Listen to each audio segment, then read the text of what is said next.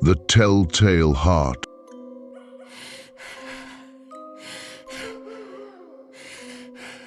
True, nervous, very, very dreadfully nervous I had been and am, but why will you say that I am mad?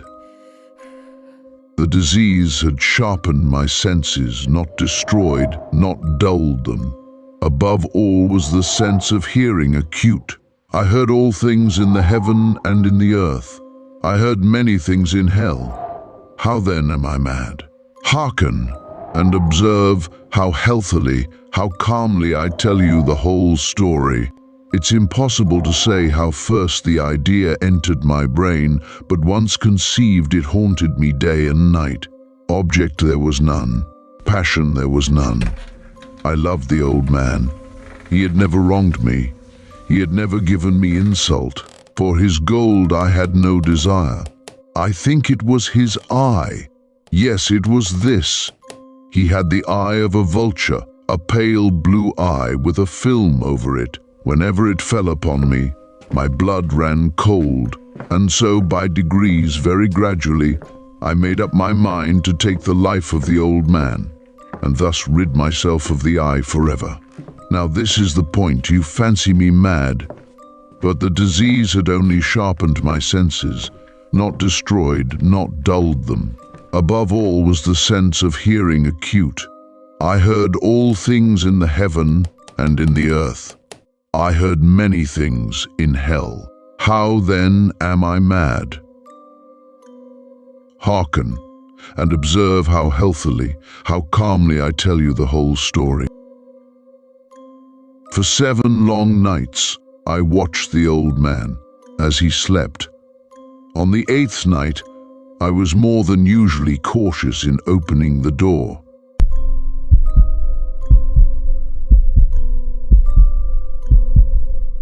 I had been sitting up for hours, and when the time finally came, I opened the door just a little bit. It was midnight when I made my move. The old man was sleeping soundly in his bed, but his eye, his vulture eye, was open. I waited for the right moment. When he had closed his eye, I slipped in. Slowly I crept toward him. My heart was pounding, my breath quickening. As I approached the bed, I knew that I must be quiet, but my excitement was almost unbearable. I stood in the darkness, watching his every movement. The old man did not stir. I drew closer, my footsteps soundless on the floor. I could see the glint of his vulture eye, and I knew that this was my moment. It had to be tonight. I opened the lantern just a little. The light shone directly on the old man's eye. I was filled with a sense of triumph, knowing that he would never see me, but I could see him clearly. His eye glistened in the dim light, pale and lifeless.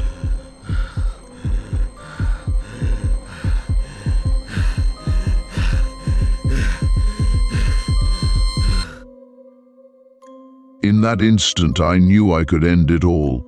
The moment had come. With one swift motion, I lunged forward. The old man screamed, but it was too late. I had already made my move. I smothered him with his own bedclothes, his struggles weakening until they ceased altogether. His heart, however, still beat loudly in my ears. I could hear it, thumping, thumping, thumping in my mind. It was maddening. I could hear it, even though he was no longer alive. I hid the body, cutting it into pieces, hiding it under the floorboards. I carefully replaced the floorboards so that nothing would be out of place. The old man's room was pristine once again, I sat down, my nerves somewhat settled, feeling the rush of adrenaline slowly fading away. But then I heard it again. It was subtle at first, just a low thump, thump, thump. It grew louder with each passing moment, the sound of the heart that I had buried under the floor. I thought it was a figment of my imagination, but the sound was unmistakable. It grew louder, more insistent. I could hear it in my chest. I could feel it. The beating heart echoed in my mind as the minutes stretched into hours.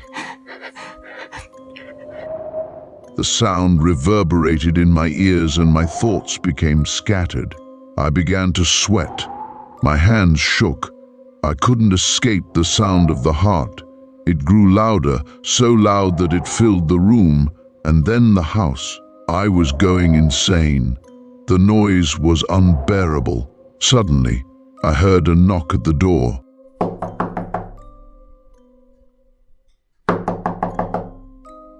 It was the police. The neighbors had heard the old man scream and called the authorities. They had come to investigate, but I was ready. I greeted them calmly. I invited them in. I felt my heart racing in my chest, but I forced myself to remain composed. I led them to the old man's room, confident that everything was in order. I even placed a chair over the spot where I had hidden the body, sitting on it casually, as if nothing were wrong. The police seemed satisfied, and we chatted for a while. But the sound of the heart, it was still there. It was pounding in my ears, growing louder and louder. The beating heart. I could no longer control myself. The pressure was too much. I couldn't stand the sound. I was being driven mad by it. I began to speak wildly, insisting that they could hear it too. I shouted at the officers, accusing them of pretending not to hear the heartbeat. But they looked at me with puzzled eyes. They couldn't hear it. Only I could. In the end, I confessed. The noise of the heart had consumed me. I couldn't live with the guilt, the horror of what I had done. And so, I revealed everything to the police. I led them to the body and confessed to the murder. The heartbeat had been my undoing, the sound of my own madness, my own guilt. It drove me to the brink, and in the end, it was the very thing that caused my downfall. The heart, that relentless thumping heart, revealed my crime, and I was lost. The heartbeat had been my undoing, the sound of my own madness, my own guilt. It drove me to the brink, and in the end, it was the very thing that caused my downfall. The heart, that relentless thumping heart, revealed my crime, and I was lost.